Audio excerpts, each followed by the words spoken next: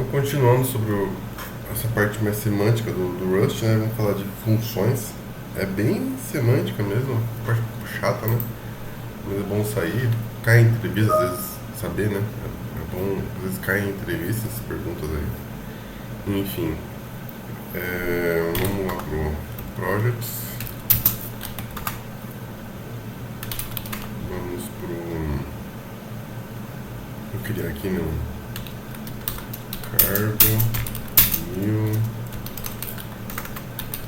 Functions.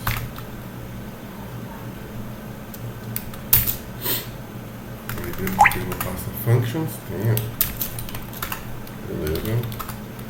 Aí temos o Source. Beleza. E a gente abre no nano .rs, main.rs, beleza? Aí,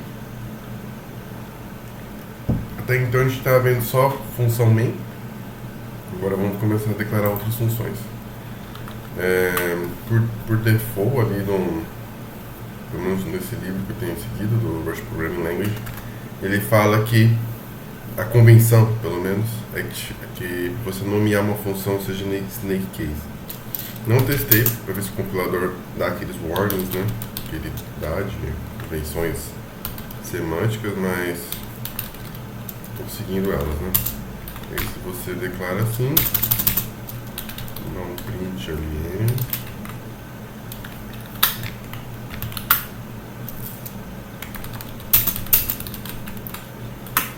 Então, declarei outra função, vou invocar ela aqui na função main.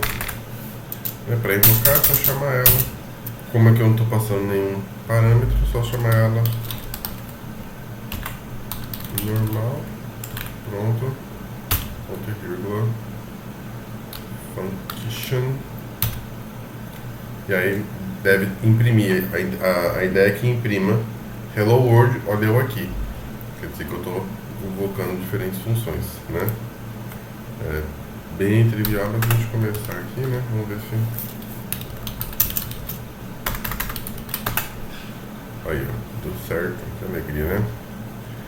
E aí, um outro assunto que ele fala sobre os parâmetros. Interessante que os parâmetros eles são tipados. Então, você vem aqui, né? Ficar comprado com essa função. E eu vou agora colocar um parâmetro aqui, x e 32 aí, né? E aí a gente pode colocar aqui carrinhas,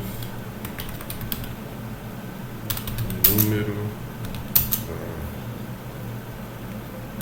outra fonte. E aí a gente passa o x, né? Ponto e vírgula. E aqui não posso mais não ter argumentos, né? Ele vai reclamar na hora de compilar. Aí eu vou passar assim, né? Vamos ver assim.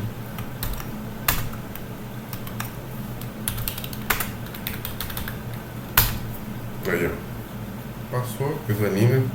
A gente já viu aqui como que você cria um parâmetro, né? E você passa de uma função para outra esse parâmetro da função. Belezinha? Isso pode ser concatenado. Então eu posso colocar mais de um. Não vou fazer todos para a gente não perder tempo, mas eu posso ter um outro y aqui. E 32 também. E chamar aqui uma outra parte. Aí aqui no caso eu teria que passar mais um, né? Mais um. E aqui eu teria que ter uma outra leitura, né? Um outro print ln aqui para poder mostrar isso aí. Vamos fazer só aqui, né? Vamos lá. Um pouco resfriado. Vamos lá. Número, passando isso, né?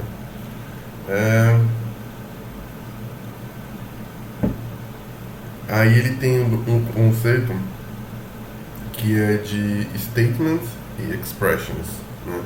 Não sei como é que seria a tradução disso, mas basicamente um statement ele não retorna valor, enquanto uma expression ele retorna valor. E aqui é interessante que no Rust você não tem return, que nem é mais comum em JavaScript, por exemplo. Você simplesmente não põe o ponto vírgula no final, né?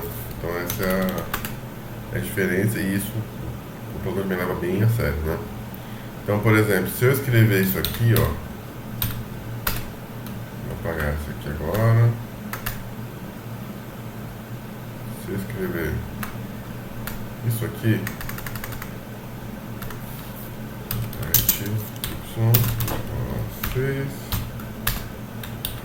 isso é um statement que não está retornando nenhum valor, né? Então é como se fosse o void, né, do JavaScript.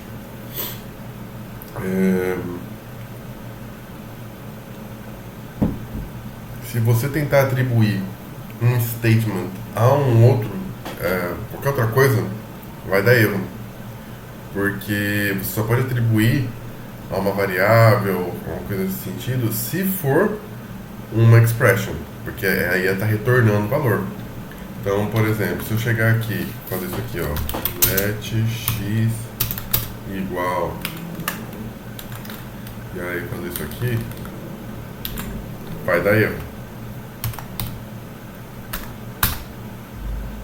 Vai dar erro.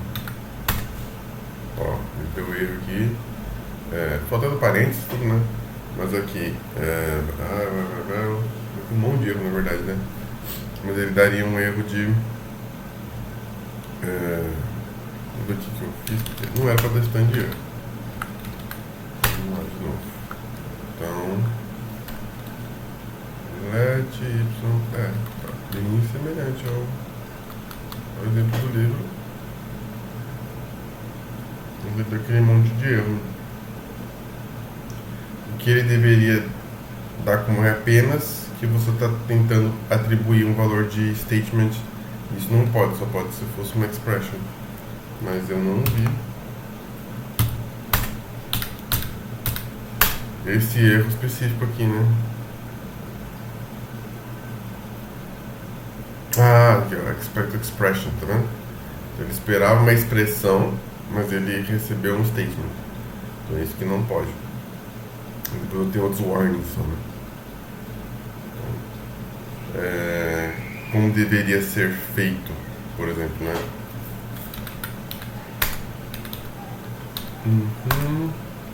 Depois eu tenho aqui um let x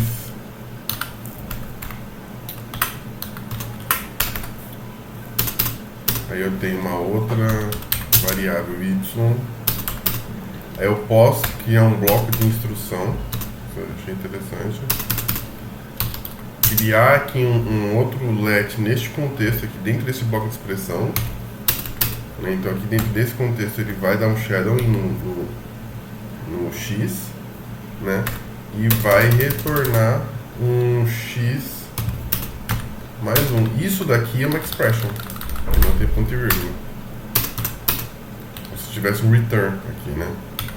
Seria como se fosse um return, né? Esse aqui é o comentário do Rust. Eu acho que várias linguagens, né?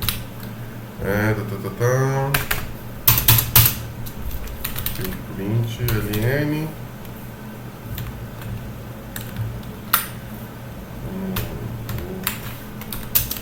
valor de y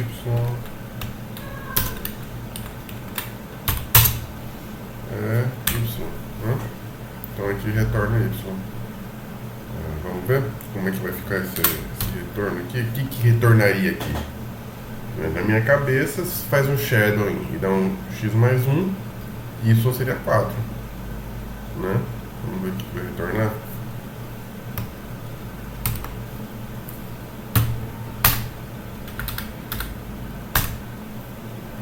O valor de y é 4, né? Aí ele deu um warning, porque acabou que nem usou aquele x igual a 5, né? Acho que foi a ideia, acho que foi a ideia pra gente parar de pensar no que seria e entender melhor o shadow. Mas é isso, né? O foco aqui seria statement expression, tá? Aí você tem, para afirmar bem essa questão de funções que retornam valores, né? E ainda ver outro conceito que é você tipar o retorno, né? Acho que é bem parecido com aquele, você bota 2 pontos depois, né, do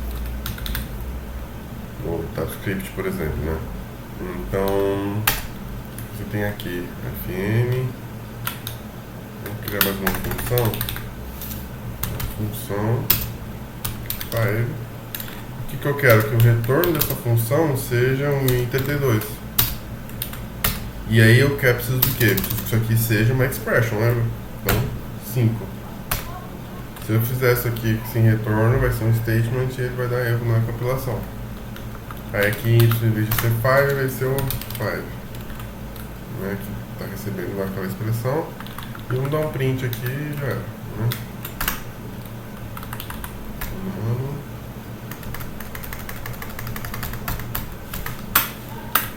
Valor de chess. Chess. Pronto. Aí, ó. Deu bom. Tá vendo só? Se eu pego e coloco... Agora, olha que interessante, né? Se eu pego e coloco ponto e vírgula aqui, o que você acha que vai acontecer? Vai dar ruim. Porque daí eu transformei isso aqui num statement, não é mais uma expression. Isso aqui pra cair em vida de entrevista, 2 palitos, viu? Aí, ó. Tá vendo só? Mismatch types.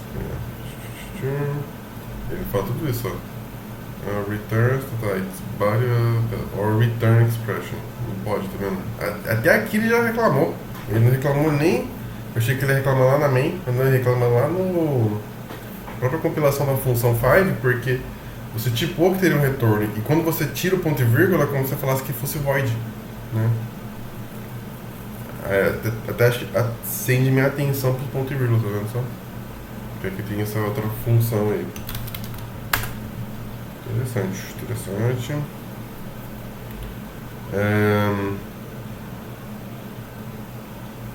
Aí ele passa até um outro exemplo, que é colocando uma expressão de fato, né? Ali na 5 mais 1, em vez de ser 5 mais 1, isso daqui ser um x mais 1. Mas aí você tem que tipar o x, né? Então o x vai ser um i32, vamos supor. E aí vai ter 9,32, e aqui é o nome da função, né? Não é mais fácil. Plus 1. Então aqui vai ser plus 1. Aqui eu tenho que dar um valor 5, e aí ele vai ter que retornar o 6, entendeu? Porque eu tenho o x, né? Esse x é o parâmetro da função. Peraí, tá vendo só? Aqui, ó, não pode ser isso, que é uma expressão. Aí tem que ter o retorno. Aí você passa o 5, 5 mais 1 é igual a 6, o valor de x é igual a 6, né? Vamos lá. 6, coisa linda, né? Se eu botar o ponto e vírgula, já sabe, né? Eu deixo de ser uma expression, vira um statement, e aí ele vai dar erro na compilação. Vamos lá. Ponto e vírgula, já vai dar erro lá, né? Quando ele for compilar a função plus 1, né? Aí, ó. Expected tal, retornou um vazio, void. Ok? Comentário, a gente já falou, né? Como é que é feito, com aquelas 2 barras. Então,